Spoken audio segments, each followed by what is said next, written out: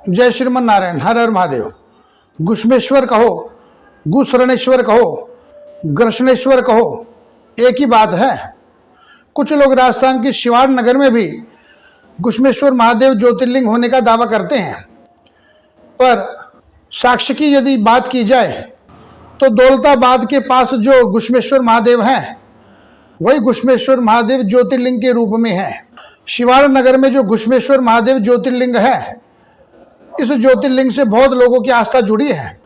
किसी की धार्मिक भावना को मैं ठेस पहुंचाना नहीं चाहता, पर मैंने जो पढ़ा है वही मैं आपको बता रहा हूं। गुष्मेश्वर महादेव ज्योतिर्लिंग महाराष्ट्र के औरंगाबाद जिले में मध्य रेलवे की मनमाड़ पूर्णा लाइन पर मनमाड़ से लगभग 100 किलोमीटर दूर, दौलताबाद से लगभग 20 किलोमीटर दूर वैरुल नाम के ग्राम के पास स्थित है।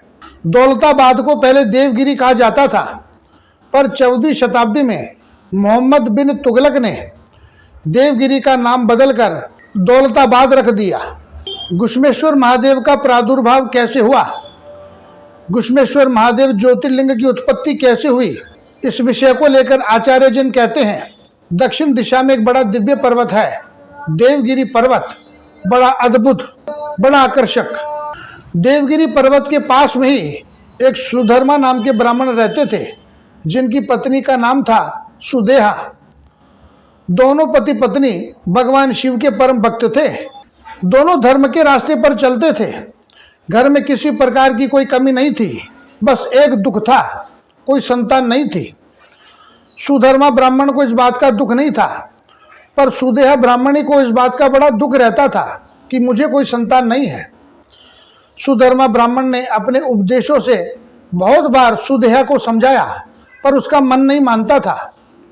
सुधर्मा ब्राह्मण ने पत्नी का मन रखने के लिए बहुत उपाय भी किए, पर सब व्यर्थ गए। एक दिन की बात है, सुदेहा ने दुखी होकर हठ से अपने ही पति का विवाह अपनी ही छोटी बहन गुष्मा से करा दिया।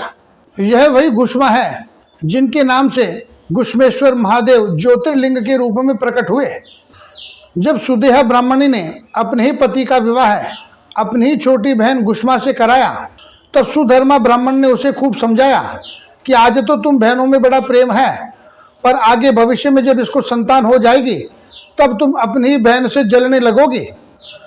तब सुदेहा ब्राह्मणी ने यह वचन देकर कि वह भविष्य में कभी भी अपनी छोटी बहन गुष्मा के साथ द्वेष नहीं रखेगी, अपने ही पति से अपनी छोटी बहन गुष्मा का विवाह करा दिया। गुष्मा भी दासी की तरह अपनी बड़ी बहन सुदेहा की सेवा करने लगी और सुदेहा ब्राह्मणी भी उससे बड़ा प्रेम रखने लगी।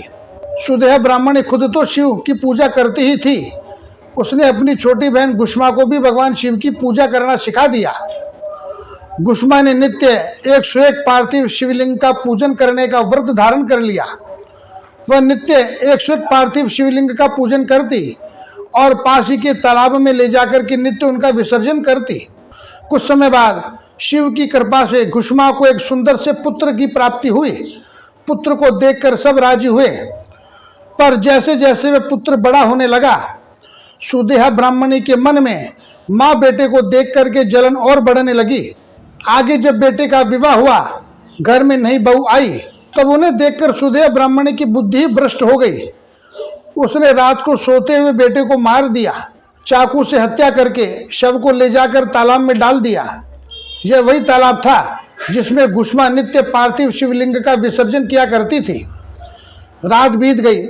प्रातःकाल जब भोर हुई, तब घर में खून देखकर सब रोने धोने लगे, चीखने चिल्लाने लगे। बेटे को ना पाकर सब दुखी हुए, पर गुष्मा दुखी नहीं हुई। उसने नित्य पार्थिव शिवलिंग पूजन का जो व्रत ले रखा था, उस व्रत को नहीं छोड़ा। वह पार्थिव शिवलिंग का पूजन करती रही। पूजन करने के बाद जब वह विसर्जन करने के लिए पार्थिव शिवलिंग को अपनी गोद में लेकर तालाब पर गई, तो वहां तालाब के किनारे उसने अपने बेटे को खड़े देखा। बेटा सकुशल था, साथ में महादेव भी थे। महादेव ने गुष्मा को सारी सच्चाई बताई और सुदेहा ब्राह्मणी को दंड देने के लिए कहा, पर गुष्मा ने मधुर शब्दों में भगवान से कहा, प्रभु, अज्ञानता के कारण वह ऐसा आचरण करती है, मूर्खता के कारण उसने ऐसा किया, सो प्रभु मैंने तो उसके अपराध को क्षमा कर दिया है, आप भी उसके अपराध को क्षमा करें। गुष्मा के मुख से ऐसी मधुर वाणी सुनकर के भगवान बड़े प्रसन्न हुए। महादेव बोले, गुष्मा तुम मुझसे कुछ मांग लो, मैं तुम्हें कुछ देना चाहता हूँ। गुष्मा बोली, प्रभु यदि आप कुछ देना ही चाहते हैं तो यह वरदान दीजिए कि आगे भविष्य में लोगों की रक्षा के लिए, लोगों के कल्याण के लिए आप सदा यहाँ विराजमान रहेंगे और मेरे नाम से जगत में जाने जाएंगे। तब गुष्मा को यह वरदान देकर महादेव, गुष्मेश्वर महादेव ज्योतिर्लिंग के रूप में वहां स्थापित हो गए। जय श्रीमन नारायण। हर हर महादेव।